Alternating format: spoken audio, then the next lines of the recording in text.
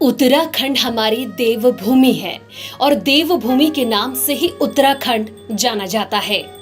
हम अगर देवभूमि की चमोली की बात करें तो धार्मिक स्थलों में एक दूरस्थ गांव सवार है, जिसे लोग सैनिक गांव के नाम से भी जानते हैं। इस सैन्य गांव की बात करें तो यहाँ माँ भराड़ी की पूजा बड़े ही धूमधाम से की जाती है। माता के मंदिर की चर्चा पूरे प्रदेश भर में है और जब भी कोई राजनेता यहाँ पहुँचते हैं तो वे भी यह माता के दर्शन करने अवश्य आते हैं।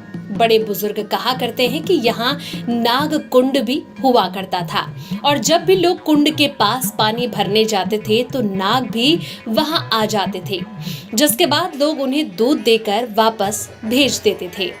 बुजुर्ग ये भी बताते हैं कि रात्रि में जब कोई इस मंदिर के पास से गुजरता है तो उसे माता के पायलों की झन झन की आवाज सुनाई देती थी और माता से कुछ भी मन से मांगो तो वो मिल जाता था।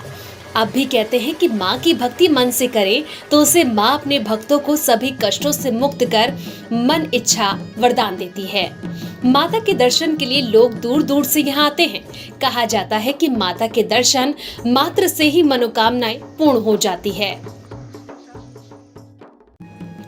शिक्षा के क्षेत्र में स्कूलों की बात करें या फिर शिक्षा, खेलकूद प्रतियोगिता, कोई भी प्रतियोगिताएं आयोजित हो तो यहाँ के युवा बच्चे किसी भी प्रतियोगिता परीक्षाओं में पीछे नहीं रहते, हर एक परीक्षा में सबसे पहले रहते हैं। यही नहीं बल्कि यहाँ के बच्चे राष्ट्रीय स्तर की परीक्षाओं में भी प्रथम श्रेणी में रहते हैं। ये गांव राजधानी में सबसे पहले स्थान पर रहता है। बच्चों से लेकर महिलाओं तक हर प्रतियोगिता में हिस्सा लेते हैं, पर इस गांव का नाम रोशन करते हैं और अपना पहाड़, अपनी संस्कृति का संदेश पूरे प्रदेश में देते हैं। शिक्षा को बढ़ावा देने के लिए एक कोशिश केंद्रीय विद्यालय की ओर से भी है।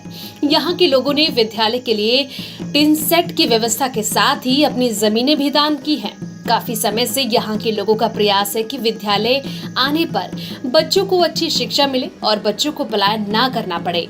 समाचार भारत की टीम प्रशासन से अनुरोध करता है कि जल्द ही इस गांव के लोगों की समस्या का समाधान करें और समस्याओं को संज्ञान मिले। चर्चा में सैन्य गांव क्यों?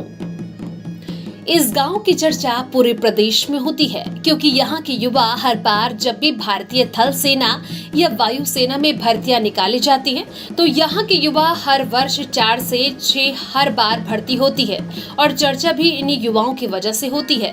यही कारण है कि यहाँ की युवा पीढ़ी ना तो अपनी संस्कृति भूलते हैं और ना ही अपनी लक्ष्य, इसलिए ये गाँव हमेशा ही चर्चाओं में बना रहता है। यहाँ के युवा कहते हैं कि हमारे पूर्वजों की सीख ही हमें यहाँ तक पहुँचाती है। हमारे कर्तव्यों को याद दिलाना है। इस गांव के जवान जिन्होंने आजाद हिंद फौज में अपना महत्वपूर्ण योगदान दिया था। यहाँ के 22 जवानों ने प्रथम विश्व युद्ध में अपना योगदान दिया था।